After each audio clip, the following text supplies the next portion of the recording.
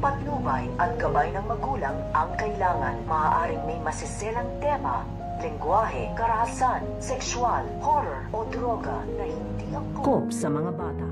So ito nga si Para ay hindi pa niya dito makalimutan ang kanyang anak at nagdadalang tao pa nga daw siya dito dahil itong ang pagharap nga nila nitong ni Lucy ay pagpipilitan nga dito nitong ni Para na hindi nga daw siya nakunan at buntis pa nga rin daw siya at si Darius nga daw ang ama nga daw nito at nung hindi nga naniniwala dito ito nga si Lucy ay kumuha nga dito ng gunting at mga patalim ito nga si Para at itututok nga niya ito dito nga sa kanyang tiyan dahil ayaw nga siya ditong paniwalaan ito nga ni Lucy at ito nga daw mga pulis na siya nga daw ay buntis nga daw dito at si Darius nga daw dito ang ama nga daw ng kanyang pinagbubuntis kaya nga ito nga si Lucy ay nag-alala na nga siya sa kalagayan nito nga ni Para dahil lumalala na nga daw dito ang kondisyon nito nga daw ni Para at hindi na nga daw tama ang kanyang mga pinaggagawa kaya maiisipan na nga dito nito nga ni Lucy at ito nga mga pulis na dalhin na nga ito nga si Para dito nga sa mental hospital